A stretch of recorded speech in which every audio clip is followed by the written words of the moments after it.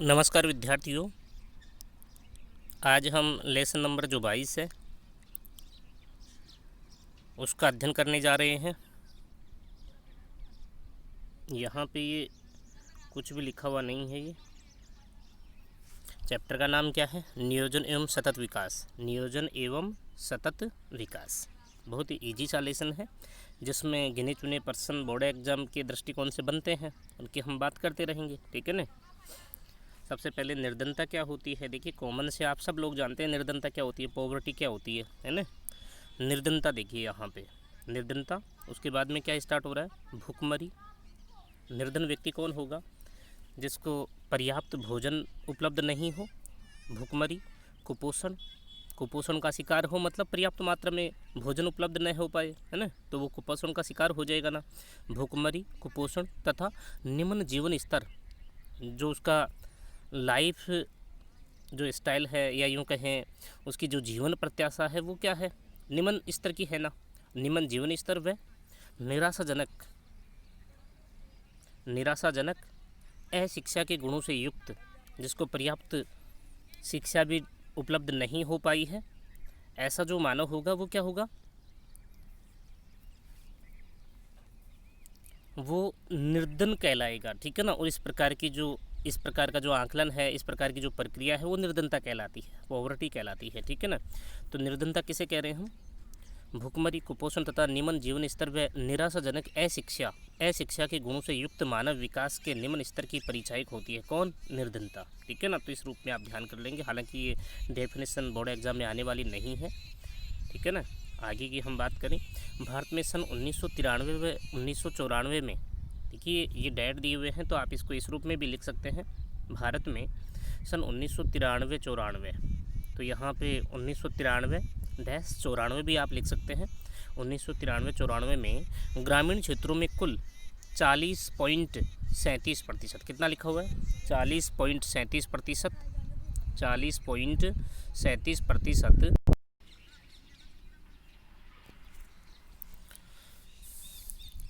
ग्रामीण क्षेत्रों में कुल 40.37% करोड़ जनसंख्या निर्धनता रेखा के नीचे जीवन यापन कर रही है। 1993-94 की बात है ना। तो ग्रामीण क्षेत्रों में कुल कितनी जनसंख्या है? 40.37 करोड़ जनसंख्या निर्धनता रेखा, जो बिलो पॉवर्टी जो लाइन है, बीपीएल जिसको आप बोलते हैं, बिलो पॉवर्टी लाइन है ना, बीपीएल रेखा से नीचे जीवन यापन कर रही है, जिसका स्तर सन 2004-05 में 32.63 करोड़ हो गया है। मतलब क्या हुआ? पहले 40.37 करोड़ था, जो ये निर्धन लोगों की जो जनसंख्या है वो घट कर के कम हो गई है, मतलब निर्धनता कम हुई है। ठीक है ना। तो 32.63 करोड़ हो गई है। ये 2004-05 के आंकड़े हैं, यहाँ से कोई क्वेश्चन आने वाला नहीं है, आप निश्चिंत रहें। विकास व नियोजन की योजनाएं स्वतंत्रता के बाद ग्रामीण क्षेत्रों के विकास के पुनर्निर्माण के लिए प्रयास के रूप में उभरी हैं। मतलब स्वतंत्रता के बाद में ग्रामीण क्षेत्रों का भी विकास क्रमिक रूप से धीरे धीरे बढ़ा है, और जिसके बढ़ने के कारण ही निर्धनता में कमी आई है। ठीक है ना। इस कार्यक्रम की शुरुआत प्रथम पंचवर्षीय योजना के अंतर्गत की गई। ग्रामीण क्षेत्रों के विकास व पुनर्निर्माण के जो प्रयास किए गए हैं वो मुख्यतः प्रथम जो पंचवर्षीय योजना है, प्रथम पंचवर्षीय योजनाओं की हम बात करेंगे डिटेल से। जो लेसन नंबर 21 जो है, 21 जो लेसन है, उसमें हम डिटेल से इसकी बात करेंगे। प्रथम पंचवर्षीय योजना, जो प्रथम पंचवर्षीय योजना के अंतर्गत की गई है, जैसे सामुदायिक विकास कार्यक्रम 1952 में, सामुदायिक विकास कार्यक्रम ये प्रथम पंचवर्षीय योजना में ही प्रारंभ हुआ है, सामुदायिक विकास कार्यक्रम। ठीक है ना। सामुदायिक विकास कार्यक्रम का प्रारंभ कब हुआ? 1952 में, और ये प्रथम पंचवर्षीय योजना के अंतर्गत ही शुरू हुआ है सामुदायिक विकास कार्यक्रम 1952 में। इसको आप थोड़ा सा मोटा मोटा ध्यान रखना है कि सामुदायिक विकास कार्यक्रम का प्रारंभ कब किया गया, तो प्रथम पंचवर्षीय योजना में प्रारंभ किया गया 1952 में। ठीक है ना। इस रूप में आप ध्यान करेंगे।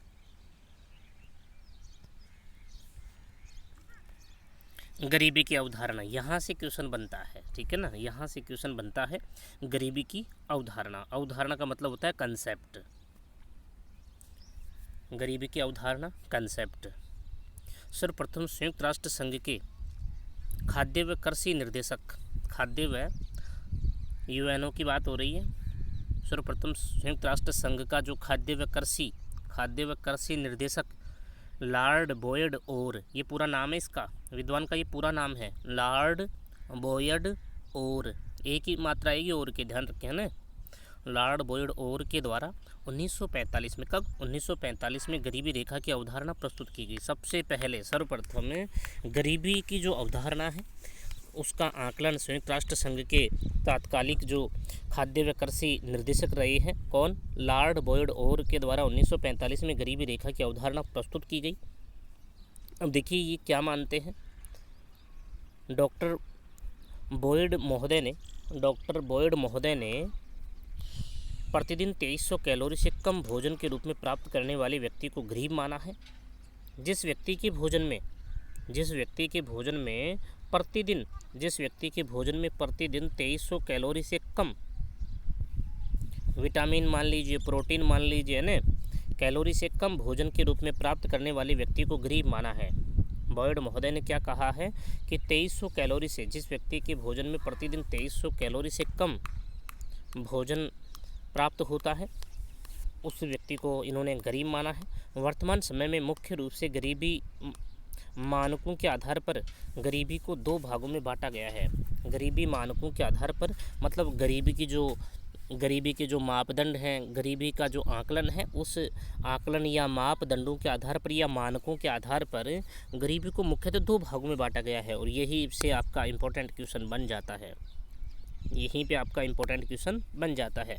2019 में ये क्वेश्चन आया हुआ है, 2019 में ये क्वेश्चन आया हुआ है। किस रूप में आया हुआ है क्वेश्चन, निरपेक्ष तथा सापेक्ष गरीबी में अंतर बताइए, इस रूप में ये 2 नंबर का क्वेश्चन आया हुआ है। निरपेक्ष तथा सापेक्ष गरीबी में अंतर बताइए, निरपेक्ष तथा सापेक्ष गरीबी में अंतर बताइए। 2019 में ये क्वेश्चन आया हुआ है, तो अपने आप में मोस्ट क्वेश्चन ये बन जाता है।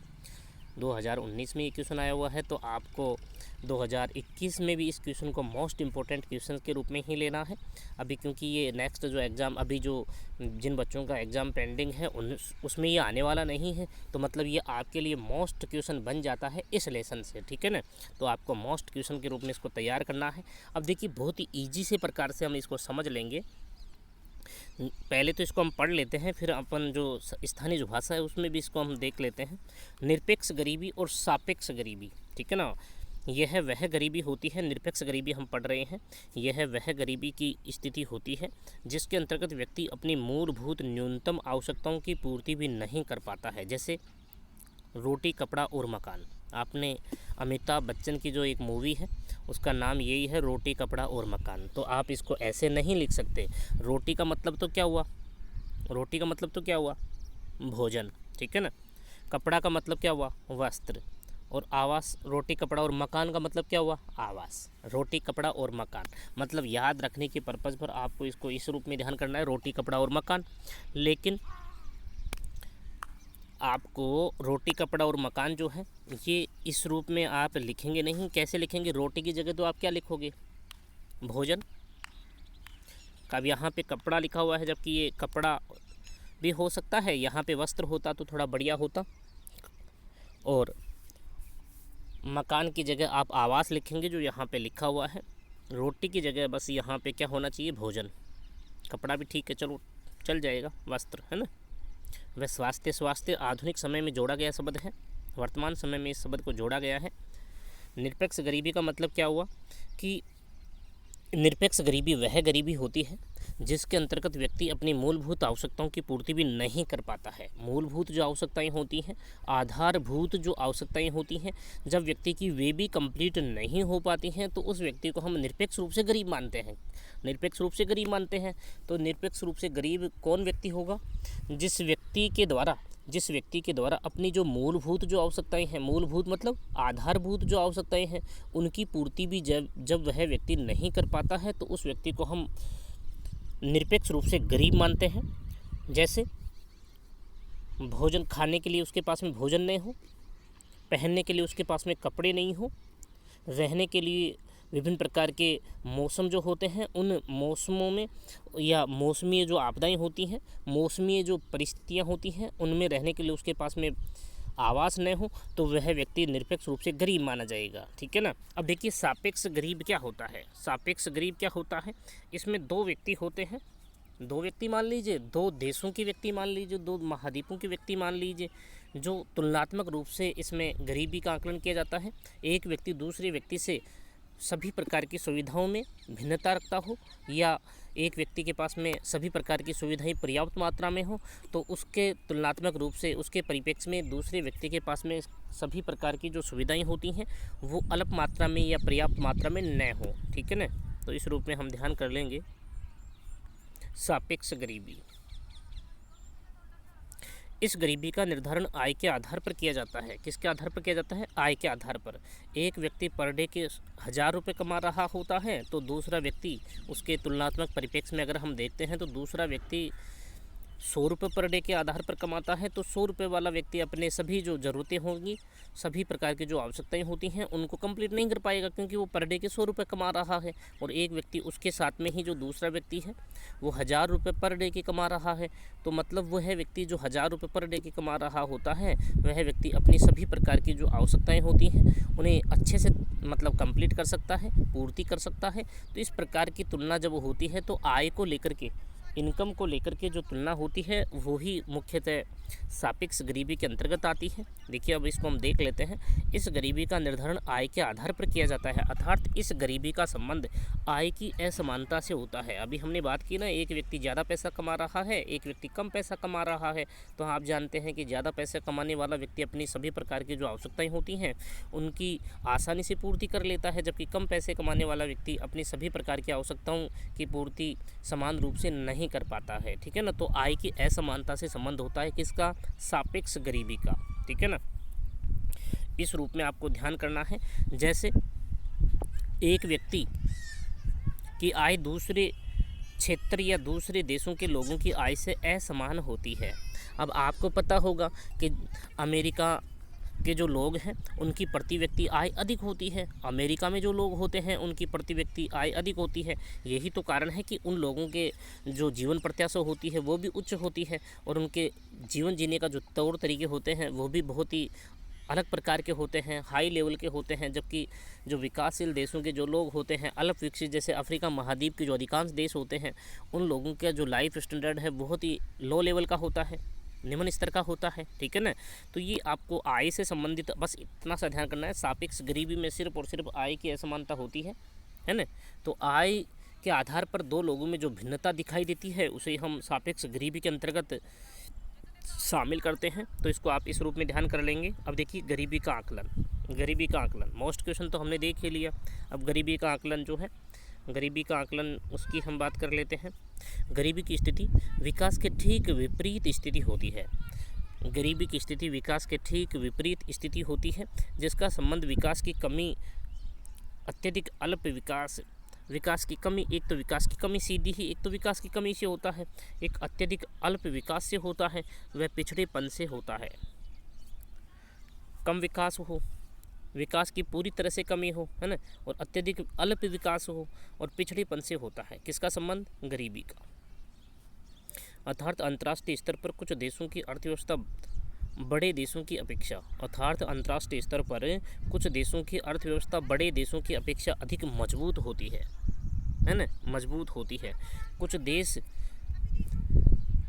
छोटे होते हैं, क्षेत्रफल में छोटे होते हैं, उनकी अर्थव्यवस्थाएं छोटी होती हैं, किंतु उन देशों का जो आर्थिक विकास होता है बहुत ही ऊपर होता है, ऊंचा होता है, और उन देशों के लोगों की जो प्रति व्यक्ति आय होती है वो भी बहुत ही ऊंची होती है।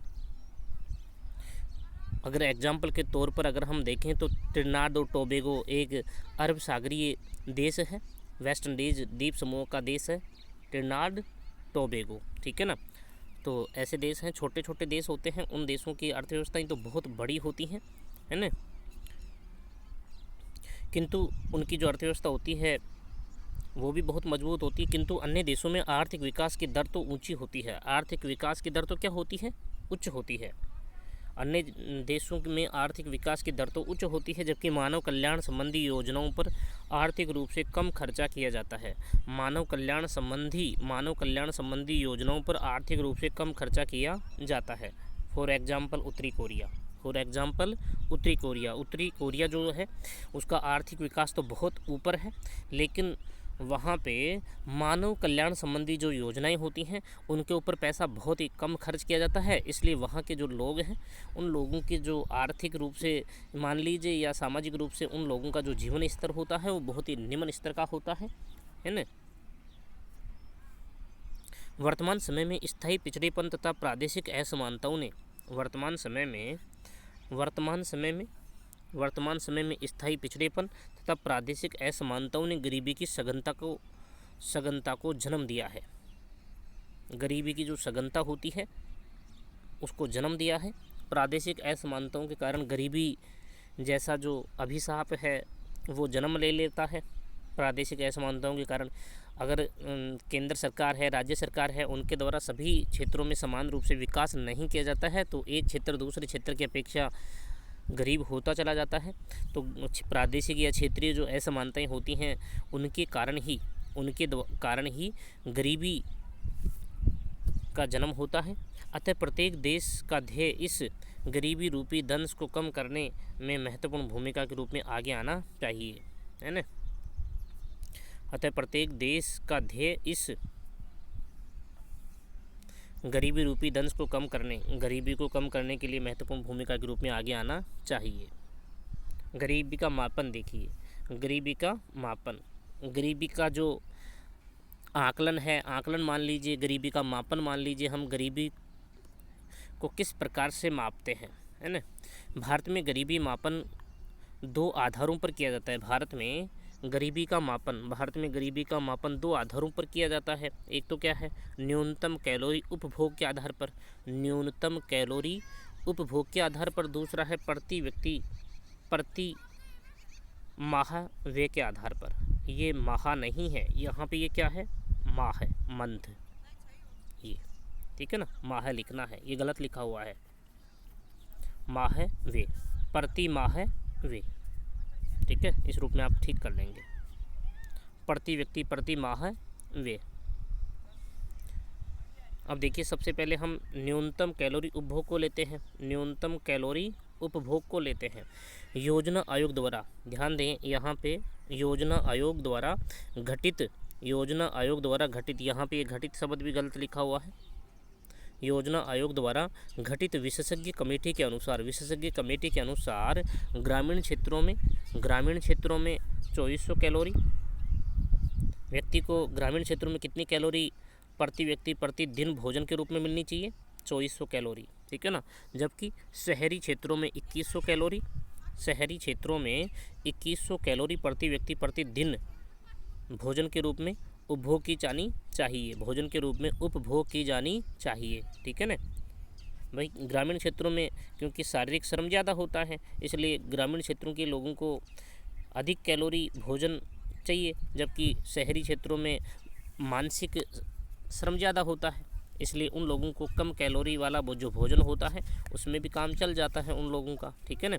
यदि उपरोक्त कैलोरी की मात्रा व्यक्ति विशेष को प्राप्त नहीं होती है, ग्रामीण क्षेत्रों में 2400 कैलोरी और शहरी क्षेत्रों में 2100 कैलोरी प्रति व्यक्ति प्रति दिन भोजन के रूप में प्राप्त नहीं होती है, तो वह व्यक्ति न्यूनतम कैलोरी उपभोग मापदंड के आधार पर गरीब माना जाएगा। ठीक है ना। इस रूप में आप इसको ध्यान कर लेंगे, कोई ज़्यादा हार्ड टॉपिक नहीं है। तो उसे गरीबी रेखा से नीचे माना जाता है, मतलब बीपीएल श्रेणी में उस लोगों के समूह को माना जाएगा, बीपीएल की श्रेणी में वो लोग माने जाएंगे, ठीक है ना। अब देखिए यहाँ पे प्रति व्यक्ति प्रति माह व्यय, यहाँ पे फिर वो गलत लिखा हुआ है ना, मंथ है, ये माह है, ठीक है ना, प्रति व्यक्ति प्रति माह है, इस रूप में आप ध्यान कर लेंगे, ठीक है ना, प्रति व्यक्ति प्रति माह व्यय। न्यूनतम देखिए, न्यूनतम उपभोग व्यय 2011-12 के अनुसार तेंदुलकर समिति ने इस प्रकार का आकलन किया, प्रति व्यक्ति प्रति माह व्यय कितना होना चाहिए। तो तेंदुलकर समिति ने 2011-12 के अनुसार आकलन किया। ग्रामीण क्षेत्रों में 27 रुपये, ग्रामीण क्षेत्रों में तो 27 रुपये प्रतिदिन प्रति व्यक्ति के द्वारा खर्च किए जाने चाहिए। ग्रामीण क्षेत्रों में कोई भी व्यक्ति है, अगर वह 27 रुपये प्रतिदिन प्रति व्यक्ति के द्वारा खर्च किए जा रहे हैं या इससे कम किए जा रहे हैं तो वो गरीब माना जाएगा। अगर 27 रुपये या इससे अधिक वह व्यक्ति खर्च कर रहा है प्रतिदिन अपने भोजन के ऊपर तो वह गरीब नहीं माना जाएगा, ठीक है ना। तो ग्रामीण क्षेत्रों में 27 रुपये तथा शहरी क्षेत्रों में 33 रुपये। शहरी क्षेत्रों में कितने पैसे? 33 रुपये। मतलब क्या हुआ, क्योंकि भोजन सामग्री तो 27 रुपये में और 33 रुपये में प्रति व्यक्ति प्रति दिन के हिसाब से प्राप्त हो जाएगी, लेकिन शहरी क्षेत्रों में महंगाई ज़्यादा होती है, इसलिए यहाँ पे अधिक पैसे की आवश्यकता होगी, जबकि ग्रामीण क्षेत्रों में महंगाई कम होती है, इसलिए वहाँ पे आसानी से 27 रुपये में पर्याप्त प्रतिदिन का जो भोजन है वो प्राप्त हो जाएगा, मिल जाएगा ना। तो तेंदुलकर समिति ने क्या आकलन किया कि ग्रामीण क्षेत्रों में 27 रुपये तथा शहरी क्षेत्रों में 33 रुपये से कम खर्च करने वाले, इन 27 रुपये और 33 रुपये से कम खर्च करने वाले व्यक्ति को गरीबी रेखा से नीचे माना जाता है। ये आकलन, इस प्रकार का आकलन किसने किया है? न्यूनतम उपभोग व्यय के आधार पर तो किसने किया? ये तेंदुलकर समिति ने इस प्रकार का आकलन किया है। अब देखिए यहाँ पे हम और बात कर लेते हैं। जबकि रंगराजन समिति के अनुसार, देखिए जबकि रंगराजन समिति के अनुसार, ये दूसरी समिति है रंगराजन समिति, जबकि रंगराजन समिति के अनुसार ग्रामीण क्षेत्रों में, रंगराजन समिति क्या मानती है? ग्रामीण क्षेत्रों में 36.30% तथा शहरी क्षेत्रों में 10.25% गरीबी का प्रतिशत है। जबकि रंगराजन समिति के अनुसार ग्रामीण क्षेत्रों में 36.30% तथा शहरी क्षेत्रों में 10.25% गरीबी का प्रतिशत है। अब देखिए यहाँ पे तेंदुलकर समिति के अनुसार सन 2011 में, अब देखिए यहाँ पे एक आंकलन और है। तेंदुलकर समिति के अनुसार सन 2011 में भारत में 26.9%, यहाँ पे कुछ नहीं लिखा हुआ है, क्या लिखा हुआ है यहाँ पे? ये 26.9% गरीब जनसंख्या का प्रतिशत है। तेंदुलकर समिति के अनुसार सन 2011 के अनुसार भारत में 26.9% गरीब जनसंख्या का प्रतिशत है। 26.9, ध्यान करें, 26.9% गरीब जनसंख्या का प्रतिशत है। तथा ग्रामीण व शहरी क्षेत्रों में, अब ग्रामीण व शहरी क्षेत्रों में गरीब जनसंख्या का प्रतिशत क्रमश है। ग्रामीण में तो कितना है? 21.65%, 21.65% तो कहाँ है? ग्रामीण क्षेत्र में, जबकि शहरी क्षेत्र में 5.28% गरीब जनसंख्या निवास करती है। इस प्रकार का आकलन है। तो यहाँ पे ओवरऑल आपको कुछ नहीं करना, ये दो मतलब गरीबी मापन के जो दो आधार हैं उनको ध्यान करना है। न्यूनतम कैलोरी उपभोग के आधार पर, न्यूनतम कैलोरी उपभोग के आधार पर करना है ध्यान, और साथ में ही बस ये आपको प्रति व्यक्ति प्रति माह व्यय कितना होना चाहिए, तो आपको यहाँ पे तेंदुलकर समिति का ध्यान कर लेना। बस एक स्टेटमेंट तेंदुलकर समिति का यहाँ पे ध्यान करना है, 27 रुपये और 33 रुपये, है ना। तेंदुलकर समिति का ध्यान कर लेना है, नीचे वाला सारा मैटर छोड़ देना। साथ में ऊपर जो है, ऊपर आप न्यूनतम कैलोरी उपभोग के आधार पर जो योजना आयोग के द्वारा गठित जो कमेटी है उन्होंने जो कैलोरी मानी है, कैलोरी जो निर्धारित की है 2400 कैलोरी और 2100 कैलोरी जो निर्धारित की है उसको ध्यान करना है और इस प्रकार का आकलन कर लेना। साथ में आपको बस निरपेक्ष गरीबी और सापेक्ष गरीबी वाला जो कंसेप्ट है वो तो अच्छे से तैयार करना है, बहुत ही अच्छे से तैयार करना है। निरपेक्ष गरीबी और सापेक्ष गरीबी वाला जो कंसेप्ट है वो अच्छे से तैयार करना है। देखिए अभी भी मैं आपको फिर एक बार आगाह करता हूँ कि आप प्लीज़ आप जो है अच्छे से पढ़ते रहिए, साथ में काम करते रहिए। अगर आप ऐसा नहीं करेंगे तो जो बच्चे ऐसा नहीं करेंगे वो 50% बच्चों से पीछे चले जाएंगे। और आपको ध्यान होगा कि अभी स्टेटमेंट आ रहा है गवर्नमेंट का, राज्य सरकारों का, केंद्र सरकारों का स्टेटमेंट क्या आ रहा है कि 15 अगस्त के बाद में ही स्कूलें खोली जाएंगी। तो आप प्लीज़ अभी आप पढ़ाई में पूरी तरह से जुटे रहें।